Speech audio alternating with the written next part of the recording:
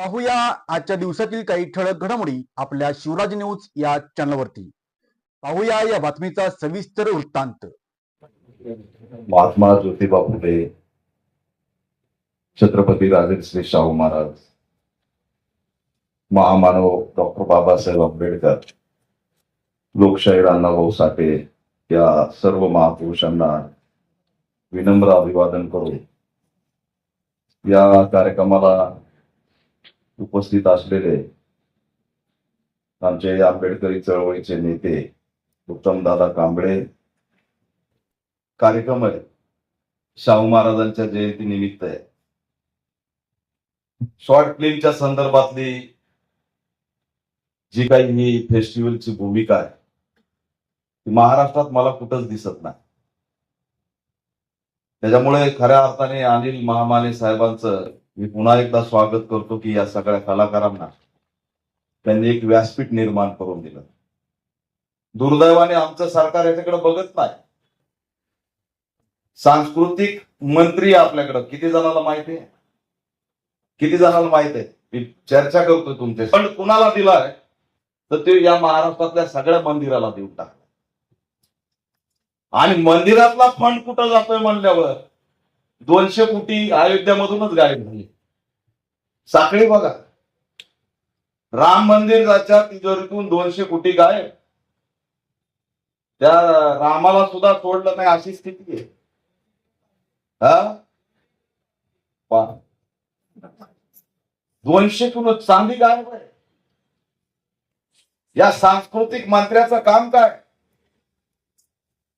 परंतु त्यांना माहित आहे ही जर सांस्कृतिक चळवळ, मानवता नाव असलेली सांस्कृतिक चळवळ जर टिकली, शेतकऱ्यांची व्यथा मांडणारी सांस्कृतिक चळवळ जर टिकली, इथल्या बेरोजगारांची व्यथा मांडणारी सांस्कृतिक चळवळ जर टिकली, इथल्या दलितांच्या, आदिवासींच्या, बहुजनांच्या शोषणाच्या मुद्दे मांडणारी जर सांस्कृतिक चळवळ टिकली, तर डॉक्टर बाबासाहेब आंबेडकर, महात्मा फुले आणि शाहू महाराजांनी जाळून टाकलेली मनुस्मृती पुन्हा जिवंत होणार नाही.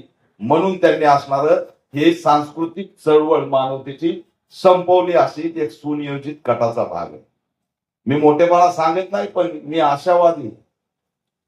या देशाला आंबेडकर वादाशिवाय पर्याय नाही एवढं लक्षात ठेवा. एक दिवस मी तुम्हाला शब्द देतो. मला आश्चर्य वाटलं, डॉक्टर कपिल साहेबांनी सांगितलं की हे हॉल किती दिवस बुक असतो तुमचा? वर्षातल्या 52 पैकी 30 वेळा यांचंच बुकिंग असतंय. आणि त्याच्यात बी आता त्यांना जागा कमी पडायला लागली. हे सांस्कृतिक मंत्री करतोय काय?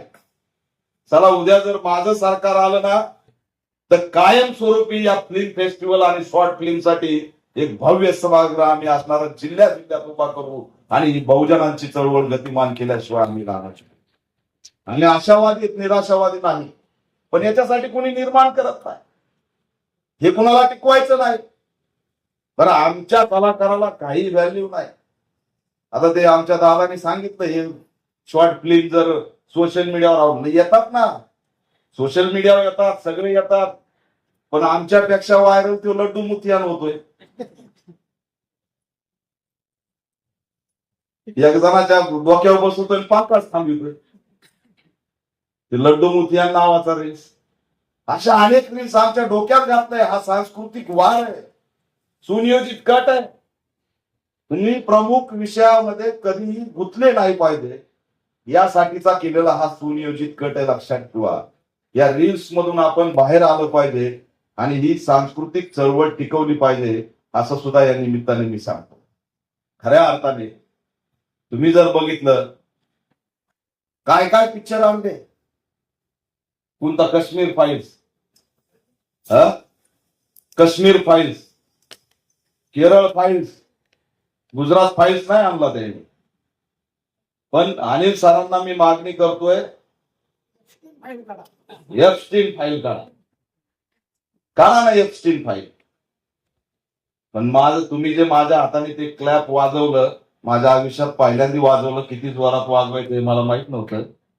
आणि त्याच्यात पुन्हा माझ्या बाजूला आमचे जुने पॅन्थर, ते लाकडाचे आम्ही दोघांनी जोरात वाजवलंय. ते कसं वाजवायचं आम्हाला नव्हतं माहिती, पण आम्ही शिकणार हे वाजवायचं. पुढच्या वेळेस आम्ही नक्की वाजवायला येणार. ती फाईल्स असणार छत्रपती शाहू महाराजांच्या जीवनावर, ती फाईल्स असणार कॉम्रेड गोविंद पानसरेवर, ती फाईल्स असणार पॅन्थर नामदेव ढसाळावर, ती फाईल्स असणार इथल्या शेतकऱ्यांवरती. या फाईल्स तुम्ही निर्माण करा. तुमचा क्लॅपच नाही तर सगळं असणारं संरक्षण देण्यासाठी हा पॅन्थर तुमच्या ठामपणे पाठीशी उभा राहील. हा शब्द सुद्धा या माध्यमातून मी बोलतोय. कलाकारांना सुद्धा आता अभिव्यक्तीचं स्वातंत्र्य राहिलं नाही. ते एक जणांनी काय 370च्या बिर्याणीचा किस्सा सांगितला, चला त्याच्या मागे हात धुवून लागले. मी तर विचार असा करत होतो, बरं झालं म्हणलं आता दादा कोणके नाही तर त्याला तर काहीच बोलता आलं नसतं. ते तो रोजच जेलमध्ये असतात. कुठं काय डोकं लावते सांगता येत नाही. 370च्या बिर्याणीचा किस्सा सांगितला, तो ऍक्टर होता, तो कलाकार होता, विषय सोडून द्यायचा, त्याला नोटीस पाठवायची. सगळ्या मीडियावर ब्रेकिंग न्यूज.